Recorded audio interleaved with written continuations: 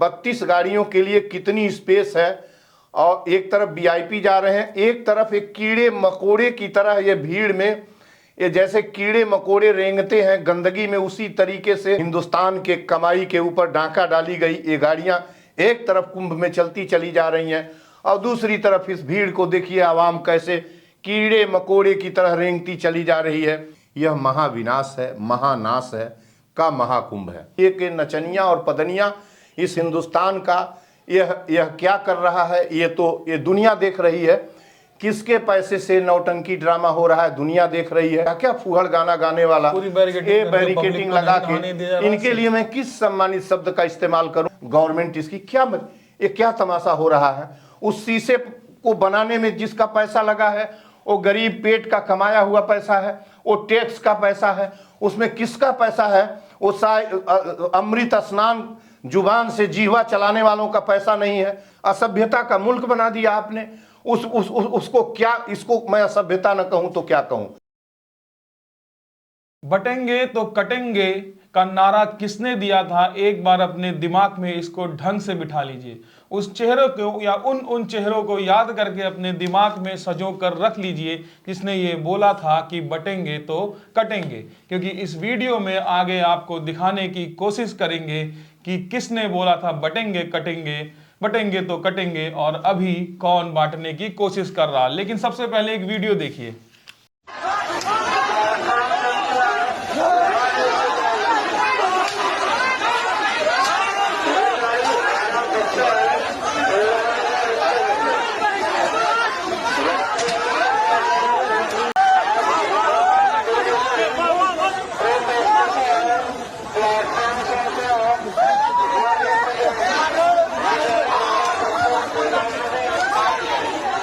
ये वीडियो प्रयागराज जाने वाली एक ट्रेन का है। अगर इसको देख करके, इस मंजर को देख करके आपको डर लग रहा है तो डर लगना भी चाहिए।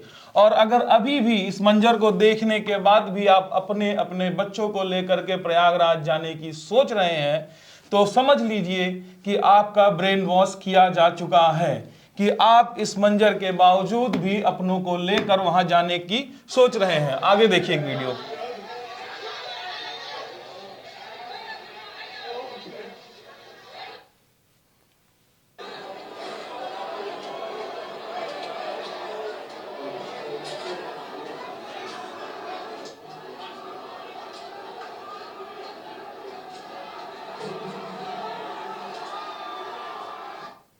किस तरह से पूरा हुजूम पब्लिक जो है प्रयागराज जाने की जद्दोजहद में लगी है, इतनी भीड़। और एक तरफ ये वीडियो जो है वायरल हो रहा है कल से सोशल मीडिया पर। ये भाजपा के नेता विनीत सिंह हैं। जिस तरह से पीपा का पुल रोका गया था आम जनता को जाने के लिए, उसी पीपा के पुल पे लगातार कई फॉर्च्यूनर की गाड़ियां इन्होंने निकाली। एक पूरा इनका रेला निकला, पूरा हुजूम निकला, और किस तरह से उसको रील बना करके सोशल मीडिया पे अपलोड किया। दूसरा एक 10 फरवरी का बताया जा रहा है और इस वीडियो पे हमें यकीन नहीं हुआ, लेकिन जब हमने बारीकी से देखा तो यहां पर लिखा था Prayagraj junction railway station 8 kilometre दूर है। लेकिन फिर भी हमने सोचा ये वीडियो हो सकता है कुंभ के पहले का हो, लेकिन बैकग्राउंड से लगातार अनाउंसमेंट आ रही है। आप गौर से सुनेंगे तो पता चलेगा कि श्रद्धालु जल्दी जल्दी नहा करके संगम तट को खाली करें। लेकिन उसमें ये 32 गाड़ियों को हमने बैठ कर गिना, 32 गाड़ियों का काफिला, एक वीआईपी काफिला जो गुजर रहा है, इसको भी आप गौर से देखिए। आज सब स्नान करने की प्रक्रिया में तेजी रहें। स्नान के पश्चात तत्काल प्रभाव से घाटों को खाली करें। अभी ये 2 फुटेज आपने देखा। अगर आपके पास थोड़ा सा भी विवेक होगा तो उसका इस्तेमाल करके देखिए कि आम जनता किस तरीके से परेशान है वहां पहुंचने के लिए। किस तरह से पूरा भारत, पूरा हुजूम उमड़ पड़ा है प्रयागराज जाने के लिए। उनके लिए क्या इंतजाम है, और दूसरी तरफ एक इंतजाम किया जा रहा है वीवीआईपीज और वीआईपीज के लिए किस तरह से कालीन बिछा दी गई है, किस तरह से उनके स्वागत में इस तरह से सड़कें खाली करा दी गई हैं, और किस तरफ दूसरी आम जनता को रोका जा रहा है वहां पहुंचने से। नंगे पैर दौड़ रहे हैं, किसी के चप्पल टूट गए, किसी के जूते टूट गए, कोई 30 किलोमीटर 40 किलोमीटर से पैदल चला जा रहा है। तो इन्हीं सबको समझने के लिए हमारे साथ मौजूद है डॉक्टर संपूर्णानंद जी। पूर्वांचल के गांधी के नाम से आप सभी लोग इन्हें जानते हैं। तो सबसे पहले तो आपका स्वागत है सर। और ये बताइए मुझे सबसे पहले ये कि बटेंगे तो कटेंगे इसने बोला था, और कौन है ये जो बांट रहा है सबको? आखिर ये जाने वाले तो सभी हिंदू ही हैं। देखिए, भारत एक नई सोच के एडिटर ब्रिजेंद्र का वेलकम हमको किए। मैं आपको वेलकम करता हूं कि आप हमको इस मानवीय डिबेट में, ये मानवीय डिबेट है, आज कुंभ का विषय मानवीय डिबेट का विषय हो गया है, उनके लिए और तमाम लोगों के लिए ये आस्था का स्नान हो सकता है। जो चिल्ला चिल्ला कर कहा जाता है कि आस्था, आस्था विज्ञान नहीं है, आस्था पेट नहीं है, आस्था अनाज नहीं है, आस्था रेल नहीं है, चिकित्सा नहीं है, भोजन नहीं है। आस्था एक ऐसा काल्पनिक गढ़ा हुआ शब्द है, आस्था एक ऐसा अवैज्ञानिक शब्द है जो आपके जीवन को, जो आपके प्राण को तिल तिल छोटा करता है।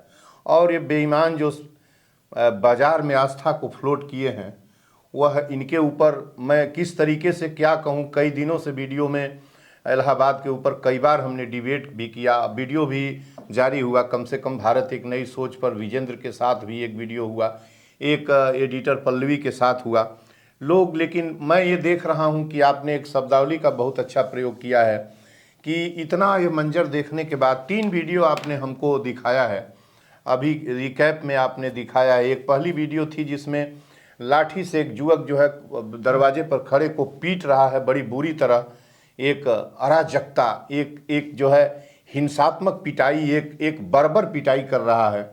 ये हम तो देख ही रहे हैं, संसार देख रहा है, जिसको ये कहा जा रहा है, ढिढोरा पीटा जा रहा है कि ये अद्वितीय है, ये न जाने क्या है।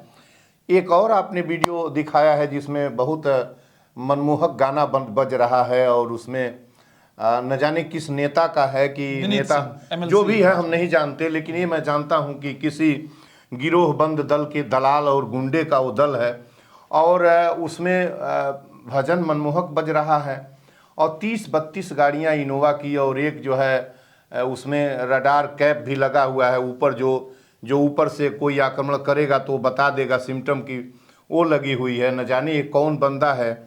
और ठीक उसके बगल में ये संयोग से ये तस्वीर यहाँ सामने है। मैं जो देख रहा है दर्शक उसके लिए, अरे कब चेतेंगे आप लोग। और विजेंद्र जी ने कहा है कि इतना देखने के बाद भी यदि आप मौत के मुंह की तरफ भागते चले जा रहे हैं तो यकीन मानिए, इन्होंने कहा है कि यकीन मानिए आपका माइंड वॉश कर दिया गया है, आप अपने नियंत्रण में नहीं हैं, आपको अपने प्राण का, अपने पेट का कोई आभास नहीं रह गया है। जरा इस वीडियो को देख लीजिए, इसको जरा एक बार और चला दीजिए, यदि अच्छा ये होगा रनिंग में कर दीजिए, इस पर डिबेट कर लिया जाए।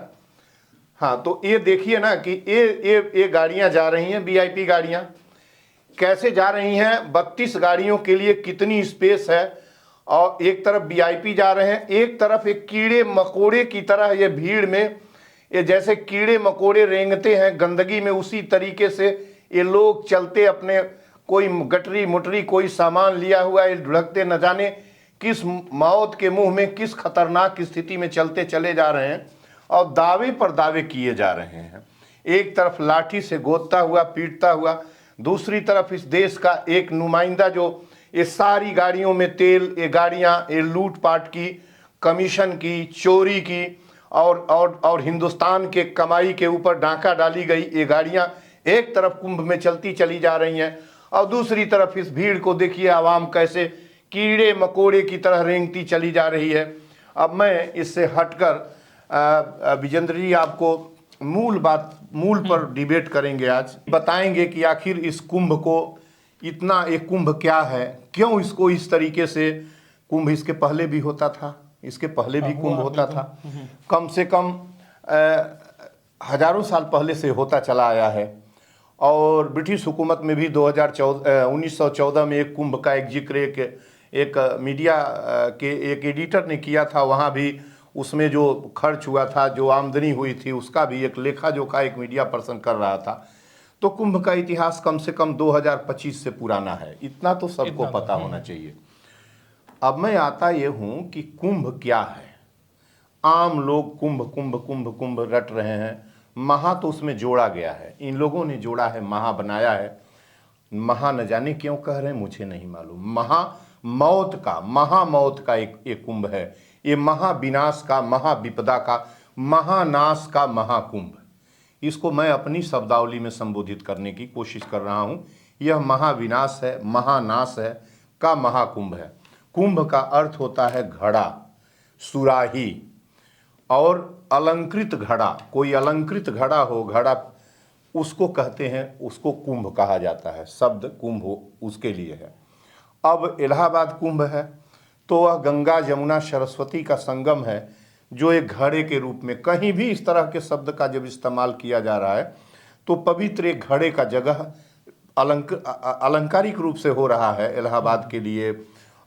इसी तरह का उपयोग जो है उज्जैन के लिए इसी तरह का उपयोग जहाँ जहाँ भी है। तो जब कुंभ होता है तो एक पवित्र ऐसा जल का घड़ा के रूप में, एक पवित्र जल के, तो ये जो कुंभ है यह इलाहाबाद का कुंभ है। अब महाकुंभ उसे क्यों कहा गया, क्या जरूरत थी महाकुंभ कहने की? 144 वर्ष बाद लगा है। यह किसने कहा, क्यों कहा? यह एक अपराध जनित शब्द हुआ है। आज इस शब्द के अंदर अपराध सन्निहित हो गया है, और यदि 144 वर्ष का महात्म का शब्द कह के और काफ़ी बढ़ा चढ़ा के इसकी बात न की गई होती तो शायद इतने लोग वहाँ न आते। और ये लोगों को भर दिया गया कि 144 वर्ष बाद हो रहा है, अब मिलेगा नहीं, आप उसमें जाइए। तो इतने लोगों की भीड़ उस जगह पर हुई है और मौतें हुई हैं। मैं मानता हूं कि 144 वर्ष बाद कुंभ का जो इतिहास है, इतिहास के पन्ने में नहीं है। दो बातें हैं, ये तो यह शब्द 144 वर्ष बाद महाकुंभ शब्द अनसाइंटिफिक है, अभौतिक है, अनसाइंटिफिक है।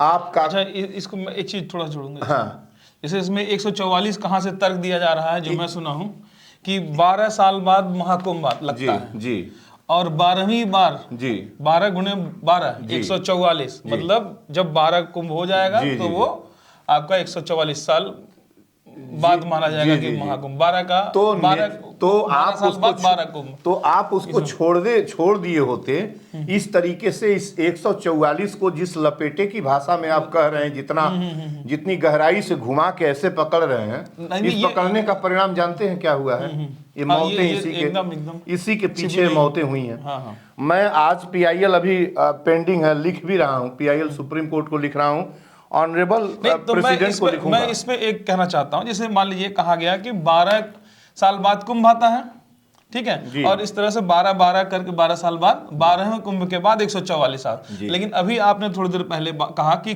कुंभ जो है वो इसका इतिहास मतलब 100-200 साल नहीं, इसका इतिहास हजारों साल से। जी, 19 तो साल, कोई 18 बता भी नहीं सकता कुंभ कब से बनाया जा रहा है। तो इस आंकड़े से देखा जाए तो इसके पहले जो 2013 में मनाया गया वो भी कुंभ तो 144 साल बाद आया। अगर मैथ की गणना करें, बिल्कुल आप सही कह रहे हैं कि आप विद्यार्थी आप बैक में ले जाइए तो 12 जोड़िए, हर बार 144 करके न जाने वो 144वां पूरी, और भी कुछ हो सकता है, एक और भी कुछ हो सकता है। लेकिन हम उस पर नहीं जाते हैं। जिन लोगों ने क्वाइन किया है, यदि किसी ज्योतिषी ने किया है तो CBI और न्यायिक जांच होनी चाहिए, ज्योतिषी को खींचा जाना चाहिए। यदि मेरी धारणा गलत है कि ज्योतिषी ने नहीं, किसी सत्ता के भूखे भेड़िए ने क्वाइन किया है, तो अवश्य ही उसके ऊपर आपराधिक केस चलनी चाहिए। इतनी मौतें हुई हैं, इतना डिस्ट्रॉय हुआ है प्रॉपर्टी, नेशनल प्रॉपर्टी, रेल शीशे तोड़े गए हैं, और कम से कम एक वो नेशनल हाईवे जो बनारस से निकलती है और दरती हुई आप सिलचर से लेके और अमृतसर निकलती है, उस हाईवे पर न जाने कितने अरब रुपए की प्रॉपर्टी खराब हो गई ट्रकों में और बसों में। 7-7 दिन से गाड़ियां रुकी हैं, किनारे लदी हुई माल। इस पर इस महाकुंभ की जो विपदा मैं कह रहा हूँ, महाविनाश कह रहा हूँ, उसको कहने के पीछे मेरा ये लॉजिक है। लेकिन पहले मैं ये बता दूं कि 144 एक तो अनसाइंटिफिक और अवैज्ञानिक है, और जो है अवस्तुनिष्ठ है, ठीक है ना। और दूसरी बात, जब हम 144 बैक में जाते हैं, हिस्ट्री का स्कॉलर हूँ, तो ये डेट बैठती है 1880 और 1881। 1881 की डेट बैठती है। उस समय का जब मैंने पन्ना खंगाला तो मुझे लगा कि 1880 में रिपन वायसराय ऑफ इंडिया बना था, और उस समय 81 की 3 महत्वपूर्ण घटनाएं थी। वर्नाकुलर प्रेस एक्ट पास कराया था उसने, देशज जो समाचार पत्र थे उनको बंद करने के लिए अंग्रेजों ने पास कराया था। एक कानून बनाया था, फैक्ट्री एक्ट बनाया था, कारखाना कानून, कि अब आप जो है इंडस्ट्रियलाइजेशन चल रहा था, अब आप जो है मजदूरों का क्या नहीं कर सकते, विरोध नहीं कर सकते मजदूरों को लेके, एक एक्ट बनाया था। एक तीसरी, मजदूर विरोध नहीं कर हाँ नहीं, फैक्ट्री एक्ट उसने बनाया। दूसरी बात एक किया, तीसरी बात ये थी कि तिलक ने उस समय मराठी और एक और समाचार पत्र, मराठी और एक और समाचार पत्र उन्होंने, तिलक ने 2 समाचार पत्र 1881 में लगाया, निकाला। और वो 1880 और 81 भारत के इतिहास की ऐसी डेट्स हैं, ऐसे टाइम हैं जब पूरा हिंदुस्तान अंग्रेजों के क्लचर में दबा हुआ था। अंग्रेज लैंड रेवेन्यू के नाम पर चमड़ी भारत का उधेड़ रहे थे, बेसुध भारत था, और एक नेशनल मूवमेंट की तैयारी हो रही थी। लैंड होल्डर सोसाइटी बन गई थी, अनेक सोसाइटीज बन गई थी। अब कांग्रेस के गठन की तरफ सारे नेता बढ़ रहे थे। उस समय जितने इम्पोर्टेंट फिगर्स थे भारत में, वो सब अग्रसर थे, बढ़ रहे थे। तो भारत में इस तरह के महाकुंभ, जो ये कह रहे हैं महाकुंभ 144 वर्ष बाद हो रहा है, ऐसे महाकुंभ का कोई जिक्र भारतीय इतिहास के किसी स्रोत में, पन्ने में नहीं है। अंग्रेजी गजेटियर में भी नहीं है, अंग्रेजों ने किसी अपने दस्तावेज में उल्लेख नहीं किया है, और भारत इस तरह के अफरा तफरी के लिए मौका नहीं था। अंग्रेजों के चाबुक और कोड़े के नीचे भारत किसान जो है कर देता था, लैंड रेवेन्यू देता था। एक ही कर था लैंड रेवेन्यू, उसको उधार किसी को एक वहाँ इलाहाबाद में जाके और एक कुंभ मनाने का, और अभी मुश्किल से 20 साल पहले वहाँ प्रचंड 24 साल पहले वहाँ स्वतंत्रता का पहला संग्राम इलाहाबाद में लड़ा गया था, जहाँ डालियाँ फांसी के फंदों में तब्दील थी। तो ये एक भ्रम, झूठ, गलत, लोगों को गुमराह करने वाला ये शब्द जिसने भी क्वाइन किया है, इसकी इंक्वायरी, जुडिशियल इंक्वायरी और सुप्रीम कोर्ट के जजेस से, चूंकि सीबीआई पर भरोसा नहीं रह गया है, सीबीआई इनके जेब की संस्था हो चुकी है, क्या करेंगे क्या नहीं करेंगे। यदि ये पता है कि इस तरह का कोई कुंभ 144 साल पहले 1880 और 81 में नहीं लगा है, तो जिन लोगों ने ये शब्द क्वाइन किया है, पहली बार जिसने निकाला है इस इन्वायरमेंट में भारत के, और इतनी मौतें हुई हैं, उस मौत का जिम्मेदार उसको ठहराया जाना चाहिए और उसको कड़ी से कड़ी सजा दी जानी चाहिए। तीसरी बात मैं ये कह रहा हूँ इसमें, अमृत स्नान। ये अमृत स्नान क्या है? कोई दर्शक मेरे सामने जो भी दुनिया में यहाँ देख रहा है, कोई एक बताए, पक्ष छोड़ के बात करे, ये अमृत स्नान क्या आपने कभी सुना है? कोई भी व्यक्ति बताए, क्या अपने पिताजी से, अपने बाबा से, अपनी माँ से, या इस शब्दावली का प्रयोग कभी इसके पहले आपने सुना है? अमृत पान तो मैंने सुना है, अमृत पीना तो मैंने सुना है, दूध का स्नान भी मैंने मुहावरे में सुना है कि ये फला राजा दूध से नहाता था। वाइन वाश मैंने सुना है, वाइन बाथ, जो यूरोपियन कंट्रीज में लंबे समय तक जीने के लिए नहीं बल्कि चमड़ों की वाइन बाथ। आप जानते हैं वाइन बाथ क्या है? वाइन बाथ ऐसा है कि शराब की बड़ी बड़ी जार और ड्रम होती है, जिसमें उसमें यदि कोई स्नान करता है तो स्किन खराब नहीं होता। वाइन में ही, स्पिरिट वाइन 50-50 में ही ये जो बॉडी होती है प्रिजर्वेटिव, जो डेड बॉडी जो मेडिकल डॉक्टर्स जिस पर, वो वाइन में ही रखी जाती है। तो वाइन बाथ यदि कोई करता है तो वो यंग दिखेगा, चमड़े पर झुर्री नहीं रहेगी। ये यूरोपियन लोग इस तरह का एक कल्चर करते हैं। भारत के संदर्भ में दूध का स्नान सुना है हमने, अरे दूध का कुल्ला करते हैं, दूध से नहाते हैं, दूध का कुल्ला करते हैं, धनी लोगों के लिए था, मुहावरा होता। लेकिन मैंने अमृत स्नान नहीं सुना था। ये अमृत स्नान जिस महोदय ने निकाला है, वो एक बार विचार करे कि हिंदुस्तान को क्या करना चाहता है।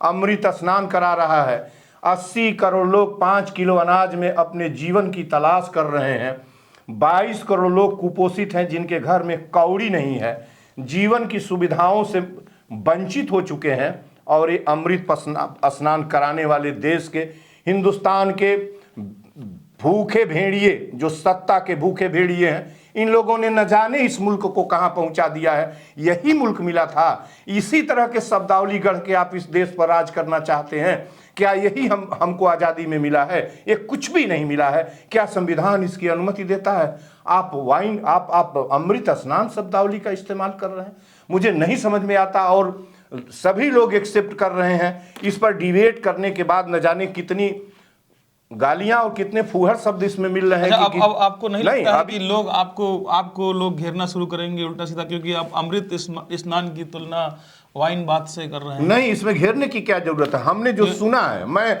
इनके अमृत स्नान का भी मैंने इनके मुंह से सुना है। वाइन बाथ जो है यूरोपियन कंट्रीज में अलाउ है, चलता है। हाँ, मैं वही दूध का स्नान पर क्या घेरेंगे? पूरा मुहावरा जब अतीत से उठाएंगे, किसी राजा और बड़े आदमी के लिए होता था, अरे वो दूध के कुल्ला करे लें। वो धनी व्यक्ति के लिए होता था, दूधे से नहा लें, दूधे से कुल्ला करे लें। और इसमें हमको क्या घेरेगा कोई? ये नफरती चिंटू मिंटू जो देश के हैं, हिंदुस्तान के, ये हमको घेरेंगे, जो पत्थरों पर दूध चढ़ा के और स्नान कराते हैं पत्थर को। एक बार चिंटू मिंटू की परिभाषा हम नहीं बताएंगे आपको। बताने आज डिबेट को सेंट्रलाइज करिए यहाँ। चिंटू मिंटू जिस दिन आएगा, चिंटू मिंटू को मैं बता दूंगा, लेकिन जिस चिंटू मिंटू को मैं कह रहा हूँ वही हिंदुस्तान को आप तो दूध से पत्थर को स्नान करा रहे हैं, तो हमको क्या कोई घेरेगा? इस देश के अंदर आदमी नहीं, पत्थर से स्नान कराया, पत्थर को नहलाया जाता है। हाँ। अभिषेक करते हैं आप दूध से। दूध ही नहीं, पांच अमृत उसमें लगाया जाता है, जो 5 मिल के अमृत बनता है। घृत होता है, मधु शहद होती है, दूध होता है, गोमूत्र होता है, और जो है एक और क्या होता है, घी होता है। ये 5 चीजें मिलकर आप उस पत्थर को स्नान कराते हैं। घर में नहीं मिलेगा, बगल का कोई गरीब बच्चा रोता रहेगा, नहीं मिलेगा। हम इधर उधर नहीं हटके, हम पहले जो कुराफात ये लोग करके हिंदुस्तान चलाने की कोशिश करें उनको बताएं। अमृत काल का इन्होंने शब्द किया। अमृत काल क्या होता है? हम राजा का काल सुने हैं, मैं फला राजा का काल है, फला साम्राज्य है, फला राजा का, अशोक का साम्राज्य है, गुप्तों का साम्राज्य है, हर्षवर्धन का साम्राज्य है, मिडिल एज में आए तो तुर्कों का साम्राज्य है, तुर्क एम्पायर है, मुगल एम्पायर है, ये सब हम सुने हैं, ब्रिटिश एम्पायर है। लेकिन मैंने कभी किसी इतिहास के पन्ने में अमृत काल ये मैंने नहीं सुना है। ये नरेंद्र मोदी से 100-200 साल बाद सुना जाएगा कि हाँ, ये तो इतिहास के में सुना नहीं जाएगा। हाँ, ये सुना जाएगा। ना देखिए आप तब इतिहास के स्कॉलर नहीं है। नहीं, मैं बता रहा हूँ, मैं हिस्ट्री का स्कॉलर। अभी अमृत काल चल रहा है ना इतिहास के पन्ने पढ़ाया जाएगा। 200 साल बाद जब कई पीढ़ी निकल जाएगी, 200 साल बाद मैंने 5 पीढ़ियां निकल जाएंगी, तब पढ़ाया जाएगा कि तब एक प्रधानमंत्री थे नरेंद्र मोदी, जो अमृत काल बनाए थे, भारत में अमृत काल बनाए थे। लेकिन आपको पता है कि इस देश में गुप्त एज एक एज है, उसको गोल्डन एज ऑफ हिस्ट्री कहा जाता है भारतीय सेंस में। खारिज हो चुका है, आपको पता होना चाहिए। उसको आज के इतिहासकार उसको संबोधित करना चालू किए, और गोल्डन एज उसको इतना उसका पोस्टमार्टम हो गया। इनके गोल्डन एज के का आज से 200 साल नहीं 1000 साल बाद भी लिखने वाला आएगा, तो अभी इनके गोल्डन एज का, इनके अमृत काल का मैं हवा निकाल देता हूँ। अभी बता देता हूँ कि इनके अमृत काल किस झूठ के पहिए पर, किस असत्य और कल्पना के शब्दों को गढ़ के ये किस तरह से डेमोक्रेसी और कॉन्स्टिट्यूशन को लकवाग्रस्त कर रहे हैं, किस तरह मनुष्यता को मार रहे हैं ऑनरेबल प्रधानमंत्री नरेंद्र मोदी। वो आप ये ना समझिए कि किसी ने क्वाइन कर दिया तो थोड़ी सी बात कर लें। जैसे मान लीजिए आज की डेट में कोई अखबार बुराइयां नहीं छाप रहा, हर अखबार में अभी महाकुंभ की है एक लिंक, अरे बहुत तो है ना, इतिहास का विद्यार्थी, आप इतिहास के विद्यार्थी, इसलिए मैं आपसे पूछ रहा हूं। बहुत अच्छा सवाल कर लीजिए। जैसे अभी आज की बात करें, नहीं छाप रहा, अमृत काल चल रहा है, उसी को छापा। महाकुंभ का एक एग्जाम्पल लेते हैं। महाकुंभ में हर जगह जो अखबार खुलाइए सब कुछ सुनहरे पन्ने पे बढ़िया बढ़िया लिखा है, श्रद्धालु जा रहे हैं, अमृत स्नान कर रहे हैं, आज ये हो रहा है, पुष्प वर्षा कर रही है, सब कुछ एकदम चंगा सी जी। जब हर जगह यहाँ तक कि किताबें एनसीईआरटी की बदली जा रही हैं, सब कुछ उसमें पढ़ाया जा रहा है कि प्रधानमंत्री हैं, मगरमच्छ पकड़ लेते थे बचपन में, गोद में खिलाते थे, सब कुछ एकदम बढ़िया बढ़िया छापा जा रहा है। तो आने वाले 500 साल बाद जब लोग अध्ययन करेंगे तो वो इन्हीं चीजों पे तो अध्ययन करेंगे। तो वो कैसे पता करेंगे कि हाँ महाकुंभ हुआ था 2025 में जिसमें 30 लोग क्या इतने लोग आप मारे गए थे? इतिहास के विद्यार्थी नहीं हैं, नहीं। इसलिए आप इसलिए मैं समझना चाहता हूं आपसे, क्योंकि इतिहास तो ये इनका ऐसे ही तैयार नैरेटिव, होता है ये ना। इनका, इसी को कहते हैं सरकारी इतिहास लिखा जाना। तो जितने सरकारी न्यूज एजेंसियां हैं, प्राइवेट की भी तो बात कर मैं रहे हैं, प्राइवेट की भी तो बात कर रहा हूं, दिखा जितने भी रिकॉर्डिंग जो समसामयिक फाइल जा रही है, जो फाइल्स रिकॉर्ड नो, हो रही है, नो, वो नो, सारी वैसी ही हैं। वो तारीख प्रभावित जितनी भी बड़ी चैनल्स हैं, जो समाचार एजेंसीज हैं, वो जो ये कर रहे हैं उसको दिखाएंगी, वही छपेगा। एक बात ठीक है ना। लेकिन इतिहास अपना काम करता है। इतिहास जैसे वो लिख दिए तो कुछ नहीं हो जाएगा। बदायूनी हिस्टोरियन था अकबर का, आप समझने की कोशिश करिए, ठीक है ना। बदायूनी हिस्टोरियन था और इतिहास अकबर का, अकबर के विरोध का इतिहास लिख रहा था। अकबरनामा और आईने अकबरी जो कोर्ट हिस्ट्री लिखी जा रही थी, जो अबुल फजल लिख रहा था, एक इतिहास वो लिखा जा रहा था। एक इतिहास अलाउद्दीन खिलजी के बाद जो है मोहम्मद बिन तुगलक हुआ। मोहम्मद बिन तुगलक ने कई सारे प्रयोग किए, क्वाइंस इंट्रोड्यूस किया, दिल्ली से दौलताबाद कैपिटल ले गया, ठीक है ना, कई सारे प्रयोग किया। एक हिस्ट्री का बादशाह हुआ औरंगजेब, उसने बहुत सारे उठापटक ऐसे किया, कुछ मंदिरों को तोड़ के मस्जिद बनवाई, जैसे नरेंद्र मोदी कर रहे हैं। तो इनकी तुलना में बराबर औरंगजेब से करता हूँ। ओके, इतिहास के पन्ने में जिन राजाओं का मैंने नाम ले रहा हूँ, मैं हिस्ट्री का स्कॉलर हूँ और कहीं किसी खेत का पढ़ा हुआ नहीं हूँ। दिल्ली विश्वविद्यालय का जो विख्यात इतिहास विभाग है, हम जो कहेंगे वह वही कहेंगे जो स्रोत में लिखा रहेगा। तीनों इतिहास, तीनों राजा जो शासक थे, ठीक है ना, बलबन की तलवार, जब बलबन निकलता था तो कोर्ट में तलवार नंगी लेके निकलता था और उसका मिशन ये था कि जो जमींदार और सरदार बैठे हैं कोर्ट में, वो दहशत में आ जाएं, तलवार लेकर निकलता था। ये सारे इतिहास के पन्ने में मिट गए। आज हम उनको उतना ही देखते हैं कि साम्राज्यवाद था। और जब मोदी का इतिहास पढ़ा जाएगा तो मोदी के इतिहास में क्या देखा जाएगा कि क्या, ये तो कोई भी वैल्यूएट कर लेगा कि जब आबादी अमृत काल है, आज इसमें 80 करोड़ लोग को 5 किलो कौरा पर जिंदा है। 5 किलो कौरा पर 80 करोड़ लोग, ये भी इतिहास है, कोर्ट का इतिहास है, ये दस्तावेज है सरकारी। सुन, मेरी बात समझने की कोशिश, जो आप कह रहे हैं कि नैरेटिव बोल्ड हो जाएगा वही पढ़ा जाएगा ना, वो बिल्कुल नहीं। वो इतिहास हमेशा लिखा जाता है। अब जो मैं लिखूंगा, जो अन्य लिखेगा, आने वाली 30 साल बाद जब इनके ऊपर लिखेगा कोई, तो वो लिखेगा। ये इनका इतिहास है जो ये कर रहे हैं, जो बयान दे रहे हैं, और जो कोर्ट के हिस्टोरियन हैं या इनसे प्रभावित हैं, वो इतिहास लिख रहे हैं। और नहीं, ये बहुत ही उम्दा सवाल किए हैं। इनको इनके सत्ता से हटने दीजिए। आप जिस अमृत काल जिसकी बात कर रहे हैं, फिर वहीं आ जाएगा, फिर देश वहीं अपने हिसाब से चलेगा। और ये कॉन्स्टिट्यूशन और डेमोक्रेसी है, अब वो आप थोप नहीं पाएंगे, सत्य आपका रहेगा। और एनसीईआरटी में जो चेंज कर दीजिए, 2003 में एनसीईआरटी चेंज हुई तो क्या सर्वाइव हुई क्या? उस एनसीईआरटी को छोड़ के पुरानी एनसीईआरटी हम लोग खुद ही रिसर्च के लिए, और वही एनसीईआरटी जो 1986 की न्यू शिक्षा पॉलिसी थी, उसी को अडॉप्ट करके पढ़ के, और हम लोगों ने संघ लोक सेवा आयोग दिया, मेन परीक्षाओं को दिया, उसी को पढ़ के दिया। और आज भी ढूंढ के लड़का वही पढ़ता है। 2003 में इन्होंने एनसीईआरटी बदली थी, जब इनकी सत्ता थी तो मुरली मनोहर जोशी उस समय एचआरडी मिनिस्टर थे, चेंज किए थे। उसके लिए कितना प्रतिरोध हुआ। और फिर स्टैंड बाई में आप 2 दूनी 4 को 2 दूनी 4.25 कब तक कहेंगे? कितने दिन कहेंगे? आप तब तक कहेंगे जब तक आपकी जुबान चल रही है, सत्ता हथियार आपके हाथ में है, पावर आपके हाथ में है। एक कहीं कुछ ना सोचिए कि मोदी की कल्पना की बातें और ये इतिहास का विषय। इतिहास अपना काम हमेशा करता है। इतिहास को क्या रखना है, क्या छोड़ना है, यह इतिहासकार की मर्जी पर होता है, समाज की मर्जी पर होता है। एक बात और कर लें, एक बयान गैर जिम्मेदाराना है।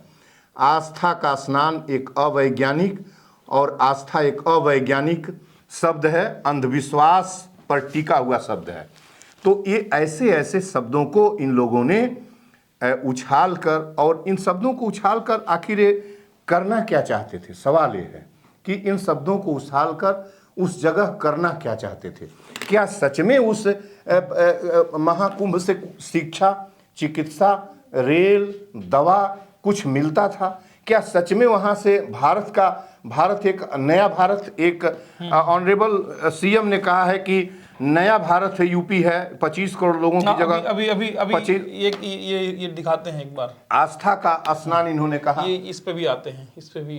तो अभी जो उन्होंने कहा है, ये भी एक आपसे हमें सवाल करना है, कर लीजिए, समझना है। और एक विजेंद्र जी बता दूं कि जितने भी तरह के सवाल आप कर रहे हैं, ये बता रहा है कि इस देश कल में, इस पे हम लोग चर्चा किए थे, ये देखिए वीआईपी व्यवस्था, ये तो संगम हिंदुस्तान घाट के पैसे पर पलने वाला, इसको स्टैंड एक बाय तरफ करिए। पूरी पब्लिक और एक तरफ एक हिंदुस्तान के लोगों की कमाई खाने वाला, परजीवी की तरह पलने वाले, सदनों में बैठने वाले लोग, और उसमें भी एक नचनिया और पदनिया इस हिंदुस्तान का यह क्या कर रहा है, ये दुनिया देख रही है।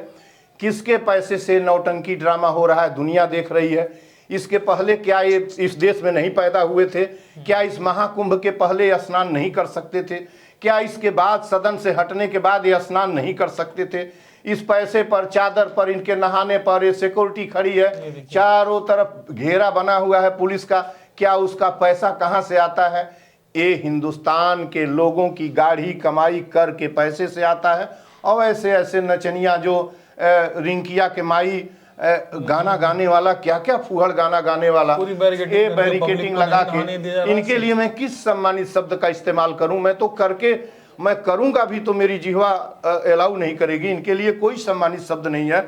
मैं जोगी जी के स्टेटमेंट पर आता हूं जो कल उन्होंने दिया है। एक बार हम दर्शकों को सुना भी दें। हाँ, सुना दीजिए। वो बहुत ही क्या वो कर रहे हैं, मुझे ही नहीं मालूम कि आखिर वो क्या कर रहे हैं, किस बात के लिए कर रहे हैं, उस कुंभ से क्या मिलता है। प्रयागराज महाकुंभ में आज माघी पूर्णिमा के अवसर पर भी करोड़ों लोग स्नान कर रहे हैं। नया उत्तर प्रदेश है, 25 करोड़ की आबादी है, और कल तक 50 करोड़ लोग प्रयागराज में मां गंगा, मां यमुना और मां सरस्वती की त्रिवेणी में आस्था का स्नान कर चुके हो, कल कर लेंगे। अब ये बताइए, आप भी बता रहे हैं, अब इस पर हम आपको बता दें। ये सवाल मेरा है कि ये आंकड़े दे रहे हैं 25 करोड़ लोग आज के दिन नहा लिए हैं और 25 करोड़ अभी और नहाएंगे। इतना स्पष्ट आंकड़ा हमारे मुख्यमंत्री का है जी।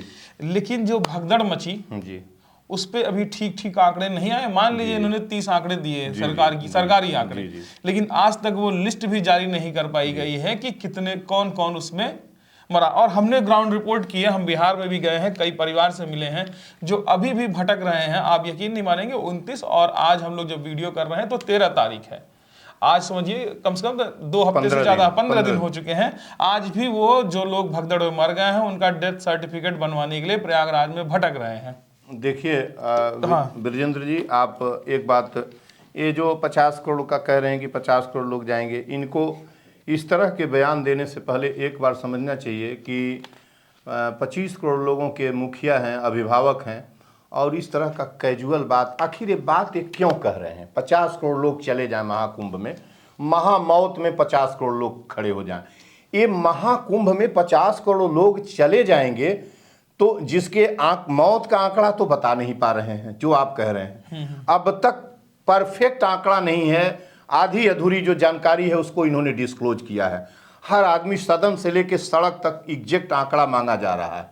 ये इनको बताने में सहूलियत हो रही है कि इतने लोग, जिसकी गणना मुश्किल है, जिसकी गणना, जो गणना 30 लोग की तो गणना आपने किया, कम से कम उसका तो नाम बताइए। उसका भी नाम नहीं बताएंगे, वो नहीं बताएंगे, वो बताएंगे भी नहीं। और जिस मुस्कुराहट के साथ इनको मुस्कुराहट चेहरे पर आ रही है कह के, इनको दुख नहीं हो रहा है कि जिनके अभिभावक, माता पिता, बच्चे, माँ बाप मर गए होंगे, उनके घर क्या हो रही होगी। और आप 50 करोड़ लोग, हम माना कि 50 करोड़ नहीं 60 करोड़ लोग वहां स्नान कर लिए, क्या हो जाएगा? आप उस आस्था के पवित्र 60 करोड़ वाले स्नान में क्या क्या 25 करोड़ लोगों को दे रहे हैं? यूपी में क्या क्या दे रहे हैं? क्या दे रहे हैं? 15 करोड़ लोग 25 करोड़ में से 8 किलो कौरा पर जीवित हैं। पहली बात। 4 से 6 करोड़ बेरोजगार यूपी के सड़कों पर घूम रहे हैं, जो दलाली और बिचौलियागिरी, कमीशन खोरी और इस तरीके से अपराध और सब में लगे हुए हैं। ये आंकड़े हैं। 4 करोड़ कुपोषित हैं, कुपोषित, ये फिगर है। बेरोजगारी, गरीबी, मुट्ठी भर लोगों के पास स्टेट की संपदा और रिसोर्स कैप्चर में है। 15 करोड़ लोगों को आप राशन दे रहे हैं, क्यों दे रहे हैं? आपका है कि हम 15 करोड़ लोगों को यूपी में राशन देते हैं। क्यों देते हैं? 15 करोड़ लोग माना गरीब नहीं है, राशन क्यों बांटते हैं? या इसका मतलब हुआ कि राशन आप गलत हाथों में दे रहे हैं, और नहीं तो आप एक्सेप्ट कर रहे हैं कि 15 करोड़ लोग भूख खाने के लिए भी मोहताज हैं, उनके लिए दाने नहीं है। तो इस तरह के अफवाह फैलाने वाले, इस तरह के नैरेटिव गढ़कर उस जगह पर मैं तो यही सवाल करना हूं ना कि आखिर इस सब की महाकुंभ कहने की, शाही स्नान, अमृत स्नान, अमृत काल और करने की, और उस जगह पर honourable president, honourable prime minister, member of बहुत सारे पार्लियामेंट एमिनेंट्स हैं जो भी रूलिंग पार्टी के हैं, मेंबर ऑफ जो असेंबलीज हैं। एक अभी आप देख रहे थे गाड़ी पर बैठा कोई विधायक जा रहा था जिसका जलवा किस तरीके से था। आखिर यह महाकुंभ, और आज ही इस तरह का स्नान, इसके पहले क्या वहाँ गंगा नहीं थी? क्या संगम नहीं था? मैं तो अपने नेत्र से पहली बार देख रहा हूँ, पहली बार। और आपके भी हुकूमत में 7 बरस खत्म हो गया, 7.5 बरस, पहली बार देख रहा हूँ कि इस तरीके से दुनिया भर के लोगों का आयोजन करके, यहाँ के प्रेसिडेंट से लेके अन्य लोग जितने भी पॉलिटिक्स हैं, गलियारे के हैं सत्ता के, उनको इनवाइट करके किस तरीके से, आखिर आप क्या मैसेज देना चाहते हैं? क्या वहाँ से रोजगार मिलेगा? क्या वहाँ से गरीबी मुक्त होगी? क्या भूखमरी या शिक्षा जाएगी? क्या वहाँ से भय और बढ़ेगा? क्या भय जाएगा? क्या वहाँ से हिंसा का माहौल खत्म हो गया? क्या बलात्कार खत्म होगा इन जगहों से? मैं सवाल ये करता हूँ कि इस महाकुंभ को देकर आप क्या देना चाहते हैं? हिंसा का आलम देख लीजिए क्या है, ये देखिए, हिंसा खत्म होगी, ये लोग प्रयागराज जा रहे हैं। ये हिंसा, ये देखिए किसकी प्रॉपर्टी नष्ट हो रही है। इसको रोका जाए, इसको यहीं रोकिए। हाँ, ये देखा जाए जो ये प्रत्येक शीशे पर बोगी की मारा जा रहा है। एक वाक्य याद है, 2 से 4। इसको अराजकता न कहूं तो क्या कहूं? और इस अराजकता का जिम्मेदार कौन है? हम हैं अराजकता के जिम्मेदार। हमने इनवाइट किया है उस महाकुंभ के अंदर किसी को, उसको इनवाइट किया गया है, गवर्नमेंट ने किया है। गवर्नमेंट इसकी क्या तमाशा हो रहा है? उस शीशे को बनाने में जिसका पैसा लगा है वो गरीब पेट का कमाया हुआ पैसा है, वो टैक्स का पैसा है। उसमें किसका पैसा है? वो अमृत स्नान जुबान से जीवा चलाने वालों का पैसा नहीं है। वो किसका पैसा लगा हुआ है? किस तरीके से मुस्कुराते हुए कुछ लोग मार रहे हैं, जैसे लग रहा है कि एक अंदर महिलाएं अंदर महिलाएं बैठी हैं इस तरीके से। ये तो मैंने इस तरह का ब्रूटल है ये इसको क्या कहा जाए? लगता है देश सभ्य न हो, असभ्यता का मुल्क बना दिया आपने। उसको क्या, इसको मैं असभ्यता न कहूं तो क्या कहूं, इसको बारबेरिज्म न कहूं तो क्या कहूं, इसको मैं क्या कहूं, अराजक, क्या मैं इसको किस शब्द से संबोधित अगर मैं इसका वॉल्यूम बढ़ा के दिखाऊंगा तो मुझे एक चीज ये देखिए, ये लोग प्रयागराज जा रहे हैं और हिंसा तो सामने है, लोग गालियां दे रहे हैं, माँ की गालियां दे रहे हैं, जो भी है अंदर पैसेंजर बैठे हैं वो दे रहे हैं, जो घुसने की कोशिश कर रहे हैं वो गालियां दे करके बोल रहे हैं दरवाजा खोलो, और जा रहे हैं ये लोग एक गंगा को माँ मांगते हैं, उस माँ के गोद में बैठ करके स्नान करने, अमृत स्नान करने क्या मोक्ष को नहीं। और इन्होंने ऑनरेबल सीएम ने कहा भी है कि त्रिवेणी, गंगा जमुना सरस्वती जो माँ त्रिवेणी के संगम पर, और उसका मंजर है जाने वाले इस तरीके से माँ बहन की गालियां देते चले जा रहे हैं। क्या हो रहा है? ये क्यों हो रहा है? ये किस तरह की क्या बात हो रही है? आखिर इसकी क्या जरूरत है? हमें यही बता दिया जाए कि कौन सा विकास गढ़ा जा रहा है, कौन सा रोजगार वहां मिल रहा है, इसमें क्या हो रहा है? ईंट लेके जुआ मार रहे हैं उन शीशों के ऊपर, तोड़ते, और वो फाटक बंद है, वो खोल नहीं रहे हैं, बाहर से घुसने की कोशिश कर रहे हैं। ये मिसमैनेजमेंट है। ये किस तरह का अराजकता का माहौल है? आखिर ये किस तरह का रेल प्रशासन है? कहाँ सोया हुआ है? आरपीएफ कहाँ है? आरपीएफ है? सिक्योरिटी कहाँ है? और मेले में आपने कहा महाकुंभ में 29 के बाद आपने आर्मी स्टैंड कर दिया मेले के अंदर। क्या महाकुंभ में आर्मी खड़ी होगी? क्या हमें बात के लिए आर्मी के साए में नहाना पड़ेगा, जैसे माननीय लोग नहा रहे हैं, वीआईपी नहा रहे हैं? आप इस भारत को, क्या यह भारत के शक्ल में नहीं छोड़ेंगे? क्या ये भारत उस शक्ल में नहीं छोड़ेंगे जो आज़ादी के समय हमें मिला था? किस शक्ल में मिला था? क्या हमें भारत उस तरीके का भी नहीं छोड़ेंगे जो 2014 में आपने भारत को दूसरे के हाथों से लिया है? उस तरीके से भी नहीं छोड़ना चाहते? हमें उस तरीके से हमारा भारत छोड़िए, मैं तो यह कहने की कोशिश कर रहा हूँ। और देखिए विजेंद्र जी, यह देखते देखते और यह सुनते सुनते एक चीज़ मैं जानता हूँ, एक नैरेटिव की 144 साल बाद वाला है, और ये झूठ और किसी का र्यूमर है, और झूठ और इस र्यूमर से, इस गलत कल्पना और ये अफवाह फैलाने से इस देश में मौतें हो रही हैं। न जाने कितने करोड़ की प्रॉपर्टी डिस्ट्रॉय हो गई है, जिसका एस्टीमेट अभी कोई नहीं लगा रहा है। अभी तो हुजूम चलता चला जा रहा है, अभी ललकारा जा रहा है कि पहुंचो पहुंचो, इतना रिकॉर्ड बन गया। रिकॉर्ड बना और वो रिकॉर्ड इसलिए बनाया जा रहा है कि हम बताएंगे समाचार, कई समाचार पत्रों में रोज का रिकॉर्ड, जैसे कोरोना में मरने वालों का रिकॉर्ड एक समाचार पत्र जागरण देता था, वो रोज का रिकॉर्ड देता है अपने में कि इतने लोग शामिल हो गए, इतने लोग शामिल हो गए। वो इसलिए देता है कि 2017 में जब 2027 में जब चुनाव होगा तो एस्टीमेट के हिसाब से वोटर्स का लगाया जाएगा, और इस अनुमान पर पहुंचेंगे कि जिस नफरत का पेड़ इन्होंने लगा दिया है,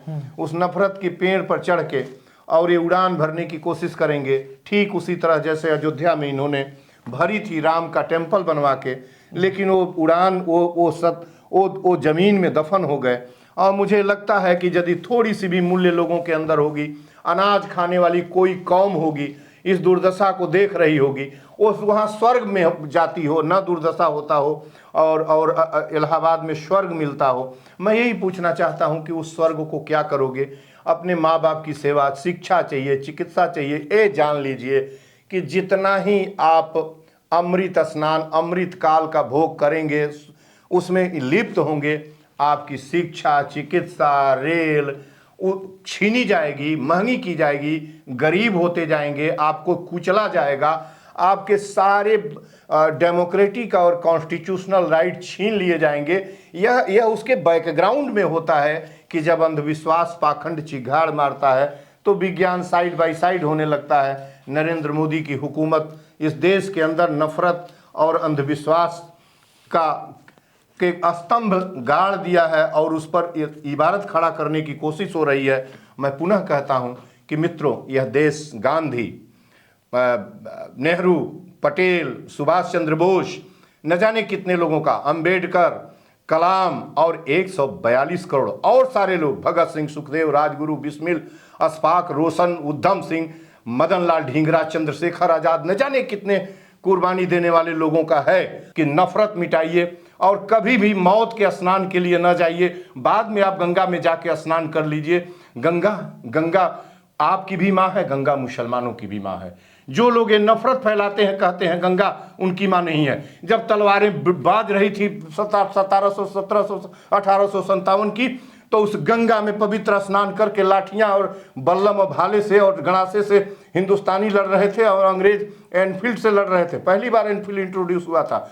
गंगा इस देश की जीवन स्रोत है। गंगा हमारे लिए अनाज देती है, गंगा हमारी प्राण है, सबके लिए है, हर हिंदुस्तानी के लिए है। वो हमारे लिए नहीं है। त्रिवेणी संगम सबके लिए है, वह मेला सबके लिए है। आज तक उस मेले में उनकी दुकानें लगती थी, आपने अफवाह फैलाया कि मुसलमानों की दुकानें और स्टॉल्स नहीं लगेंगे।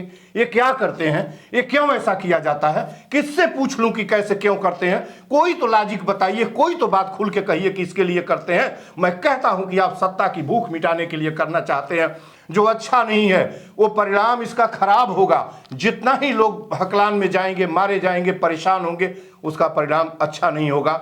जय हिंद, जय भारत, जय भगत, जय गांधी, जय अंबेडकर, जय कलाम। अभी एक थोड़ा सा बाइट लेंगे आचार्य मिथिलेश नंदिनी शरण जी का। तो ये जो असाधारण सी बात है 144 वर्ष वाली, मेरा मन इसके साथ नहीं जाता। मैं किसी समझ के स्तर पर इसको ठीक नहीं पाता हूं। हुआ क्या है, महाकुंभ के विषय में बहुत सारे लोग बहुत तरह की बातें कह रहे हैं और वो इसमें हम यूनिक क्या कह दें, इससे घिरे हुए हैं। मतलब इन्होंने खंडन किया है कि 144 साल का ऐसा कुछ भी नहीं। देखिए, एक धर्म की परिभाषा भी कह रहे हैं और इन्होंने खंडन क्या किया है उसमें तो कोई दम नहीं है, कोई बड़ी बात नहीं कह रहे हैं। और धर्म जो है, धारणात धर्म इत्यायु, वह चीज़ धर्म है जो जिसको धारण किया जा सके, धारण करने योग्य। धारण करने योग्य एक ही है मनुष्यता, सत्य, किसी की हिंसा न करना, सत्य बोलना, किसी को क्षति न पहुंचाना। कोई अनाज के बिना मरता हो तो उसको अनाज दे देना। पाखंड धर्म का हिस्सा नहीं है, अंधविश्वास धर्म का हिस्सा नहीं है।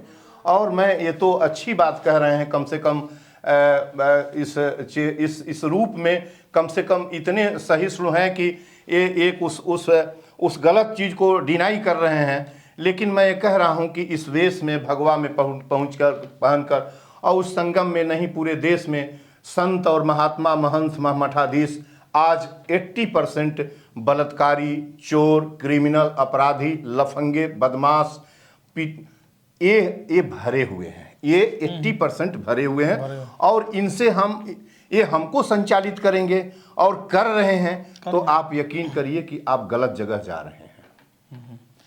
तो बड़ी अच्छी बात कही आचार्य मिथिलेश नंदिनी शरण जी ने कि जहां आपके पूर्वज नहीं गए वहां आप जाकर के क्या करेंगे। मेरी भी समझ यही करती है कि जो मान लीजिए 144 साल बाद ये आया है महाकुंभ और इसमें नहा करके मुझे स्वर्ग मिलता है, तो मुझे ऐसा स्वर्ग नहीं चाहिए जिसमें मेरे पूर्वज ना गए हों।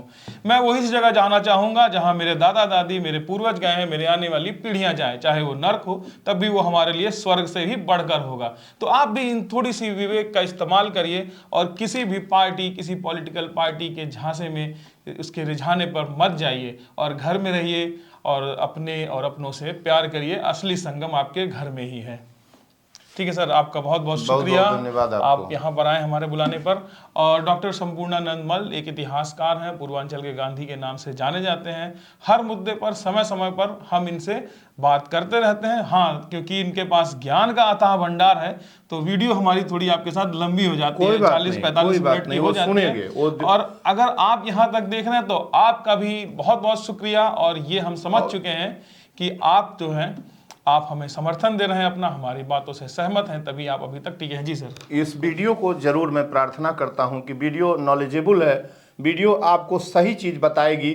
हमारे वीडियो का उद्देश्य किसी पार्टी को पीछे, पार्टी से कोई इसका मतलब नहीं है, दिल से नहीं है। मैं आज तक किसी पॉलिटिकल पार्टी का कहीं का नुमाइंदा नहीं, किसी पॉलिटिकल पार्टी, सभी पॉलिटिकल पार्टी के जो अच्छे लोग हैं उनसे बात होती है, उनके साथ रहना उठना बैठना है, लेकिन सर्वाधिक संबंध मेरा रूलिंग पार्टी से है। और उससे भी बड़ा संबंध जिस आदमी को मैं बराबर कोस रहा हूं, ऑनरेबल पीएम नरेंद्र मोदी, उनके प्रथम चुनाव 2014 में चाय पर चर्चा का संचालन गोरखपुर में मैंने किया था। मेरा 6,000 रुपया लगा था, तब मोस्ट वेलकम किया था और पुरानी सरकार को हटाना चाहते थे। लेकिन आज जो उन्होंने इस हिंदुस्तान को जिस शक्ल में बदला है, मैं 1 मिनट भी उनकी हुकूमत को देखना नहीं चाहता। मैं अपनी बात करने के साथ आप सबसे ये कहने की कोशिश करता हूं कि इस वीडियो को देखिए, वस्तुनिष्ठ बात सोचिए, अपने माता पिता, अपने भाई बंधु मित्रों के साथ रहिए। वही गंगा स्नान है, गंगा अपने घर में है। गंगा मतलब पवित्रता के सेंस में, गंगा नदी से हटकर जब गंगा घर में बैठकर नाम लिया जाता है, तो हर जगह टीवी सीरियल और व्यवहार में भी गंगा जब कहा जाता है तो सेंस हमारे पर्दे पर, हमारे पटल पर पवित्रता का भाव आ जाता है। मैं संपूर्णानंद मल्ल, मैं आप लोगों से यही निवेदन करता हूं कि इस वीडियो को जरूर सुनिएगा। धन्यवाद।